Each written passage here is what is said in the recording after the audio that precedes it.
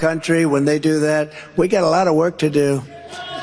They're poisoning the blood of our country. That's what they've done. They poison mental institutions and prisons all over the world, not just in South America, not just the 3 or 4 countries that we think about, but all over the world. They're coming into our country from Africa, from Asia, all over the world. They're pouring into our country. Nobody's even looking at them. They just come in.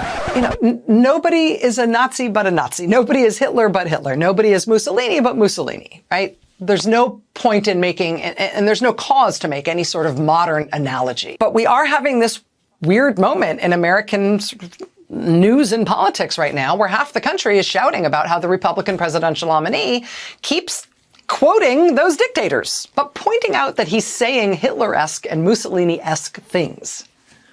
Turns out to not be enough to make him stop saying those things.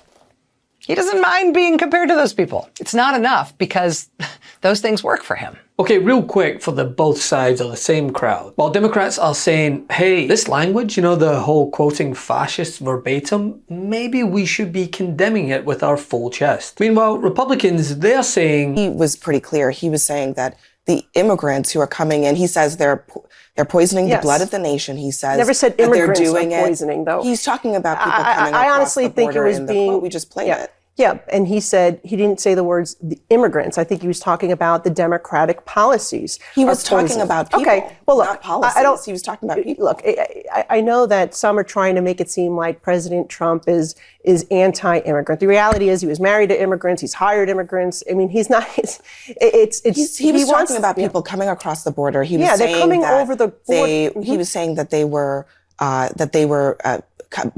bringing crime, they were bringing, violence with them when they came into the country. So will you agree that he's talking about immigrants? Well, no. You see how these two aren't the same? As Trump concluded another hate-filled rally over the weekend with more rhetoric ripped from the pages of Mein Kampf, it sparked a response from those very well aware of the danger this poses. South America, Africa, Asia. No mention of Europe in Mr. Trump's list. And he uses the term poisoning the blood of our country, poisoning the blood of our country. If you were to open up a copy of Hitler's Mein Kampf, you would find the Nazi leader describing the mixing of non-Germans with Germans as poisoning.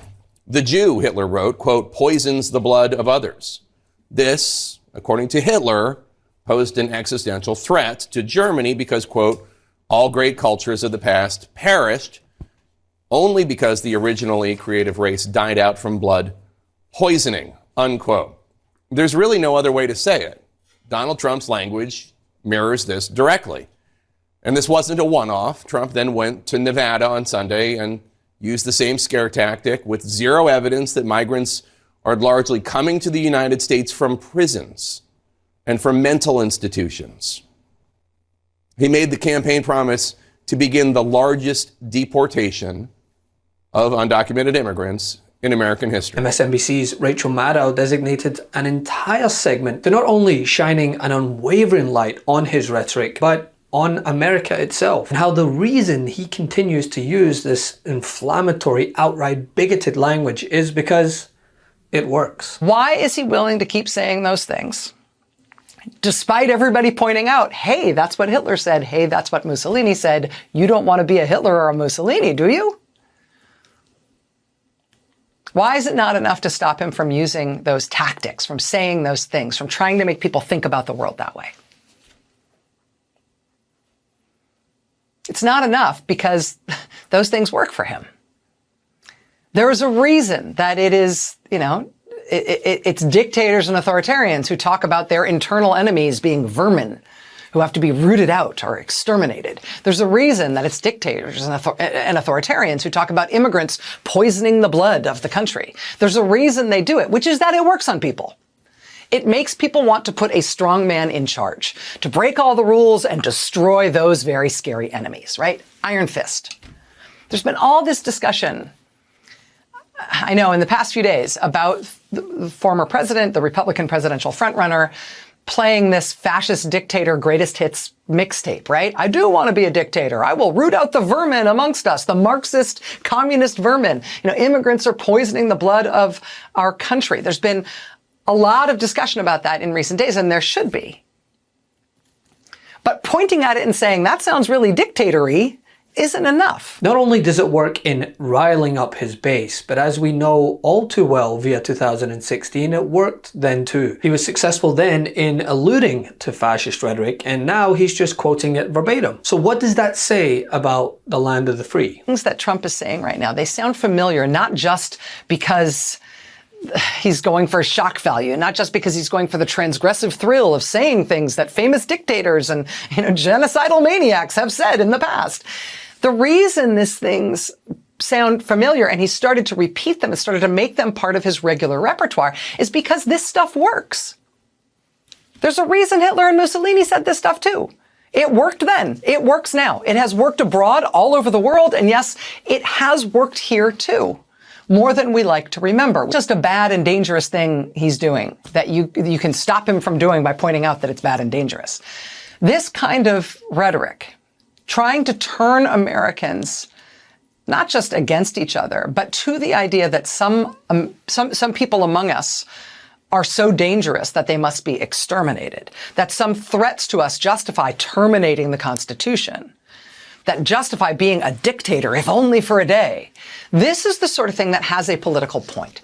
It is designed to make you believe that a democratic system with checks and balances and the constraint of the rule of law and elections where people are voted out sometimes and divided power within government. Those things are not up to stopping these terrible evils that threaten us, the terrible threat that some people among us pose to the rest of us. This is why I do not subscribe to the idea of starving him of oxygen will just make him go away. You know, stop covering his rallies, ignore him. That quite clearly does not work, and downplaying it just because we've heard it before is not a valid reason to excuse xenophobia. The fact that Trump continuously, repeatedly uses this rhetoric that now, maybe you could say the first time he didn't know the references, the parallels to authoritarians, he knows now. Why does he keep saying it over and over again?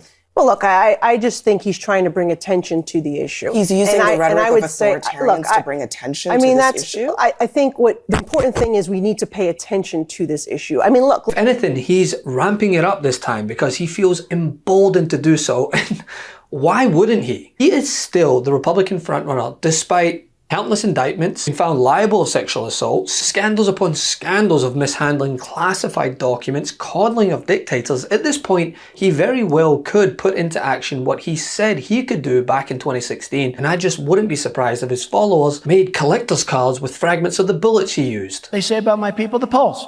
They say, I have the most loyal people. Did you ever see that? Where I could stand in the middle of Fifth Avenue and shoot somebody and I wouldn't lose any voters, okay? It's like incredible. His cult following are not going anywhere, so it is up to the rest of us to continue to showcase the rhetoric, yes, but also, as the Biden administration have said many a times, do not compare Biden to the Almighty. Compare him to the alternative. If I'm elected, you won't lose one plant. You'll have plants coming into this country. You're going to have jobs again. You won't lose one plant. I promise you that. A large American factory stopped production today after more than half a century. Make it in America, where we began to make things again, with American workers, American products, manufacturing in American plants. President Biden is set to celebrate the new contract negotiated by United Auto Workers today at a Stellantis plant set to reopen in Belvidere, Illinois. If he's elected, the stock market will crash. Okay. So the Dow's never been higher. The other averages racing along. That bell marks a new record high for the Dow Jones Industrial Average, going to close above 37,000 for the first time ever. Compare him to this. We will root out the communists, Marxists, fascists, and the radical left thugs that live like vermin within the confines of our country. Because both of these things are not like the other. Well, then how do you stop it from working? If it has worked well in the past, what have we learned from the past about how to stop it from working so well again? Refuse to participate in any politics that depends on any group in society being seen as a menace, as something that needs to be eliminated or rooted out. Standing up for any group that is being targeted that way. Defending not just the idea of elections as an abstract, but the people who make elections work at a nuts and bolts level. Refusing to give in to the idea that we're somehow different kinds of humans, that we need an iron fist to protect one another, to protect us from one another more than we need democracy. You can't just object to these tactics and say, wow, that's what dictators of yore have used. It's to recognize that dictators of yore have used those things because these tactics have been effective at getting people to want to give up democracy and to put themselves in the hands of a strongman leader instead. It's recognizing that this stuff isn't just offensive, it works. And it's not history, it's now. Thanks so much for watching. We're only a few subscribers short of 2 million subs. Please subscribe right now to the MeidasTouch YouTube channel for free and help us grow this unapologetically pro-democracy network.